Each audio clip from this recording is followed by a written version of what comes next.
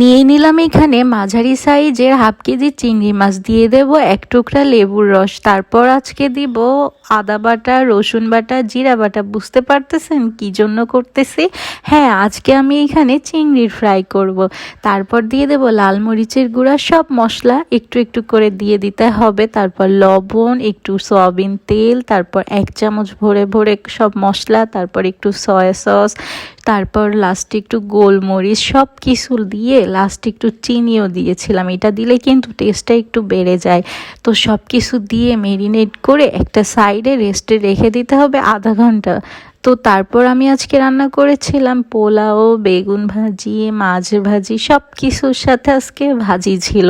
তো পোলাওর সাথে কিন্তু সবসময় মাংস দিয়ে খাওয়া হয়, কিন্তু আজকে আমরা পুরাই ডিফারেন্ট রান্না করেছি। তো হচ্ছে বেগুন ভাজিটাও কিন্তু পোলাওর সাথে বেশ মানায়, তাই না বলুন? কে কে আমার সাথে একমত কমেন্ট বক্সে অবশ্যই জানাবেন। আর আমার পেজে নতুন হলে অবশ্যই লাইক ফলো দিয়ে পাশে থাকবেন। আর এইদিকে করেছিলাম 4 পিস ইলিশ মাছ ভাজি। সব ভাজাভাজির আইটেম দিয়ে আজকে ফ্রাইডেতে লাঞ্চ করেছি আমরা।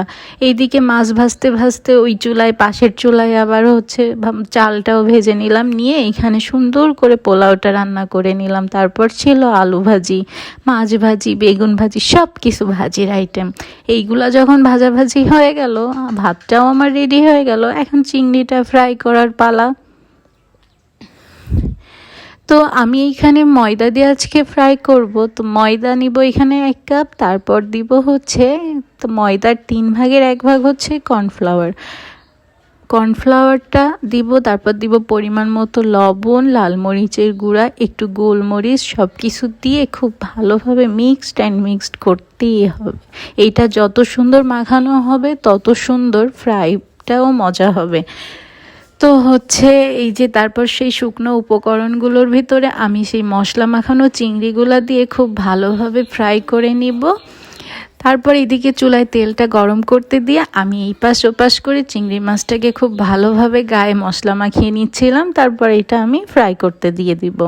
শুকনো শুকনো এই ভাজির আইটেম দিয়ে পোলাও খেতে যাচ্ছি কী পরিমাণ মজা লেগেছে। আমার রান্না ফলো করে আপনারাও রানলে কিন্তু অবশ্যই কমেন্ট বক্সে জানাবেন। আর আমার ভিডিও আপনাদের কেমন লাগে সেটা তো আমি জানি, তাই না বলুন? আমাকে অবশ্যই জানাবেন কেমন লাগে। অনেকেই জানায়, তাদেরকে অনেক অনেক ধন্যবাদ। এই যে এইদিকে আমার ফ্রাইটাও প্রায় হয়ে আসলো। তো এত সুন্দর সুন্দর খাবার, আর যদি একটু সুন্দরভাবে না সাজিয়ে খাই তাহলে কি হয় বলুন তো? আমার তো সুন্দরভাবে না সাজিয়ে খাইলে মনই ভরে না। তারপর এইদিকে এই যে ক্রিস্পি চিকেন ফ্রাই রেডি, আর এইদিকে আমার দুপুরের থালাটাও রেডি। কেমন হয়েছে বলুন তো? অবশ্যই কিন্তু সবার কাছে অনেক পছন্দ হবে, তাই না বলুন? আমার তো অনেক পছন্দ হয়েছে, আর খেতেও ভীষণ মজা হয়েছে।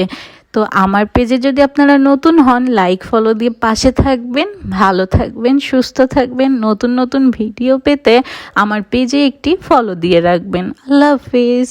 আজকের ভিডিও এই পর্যন্ত।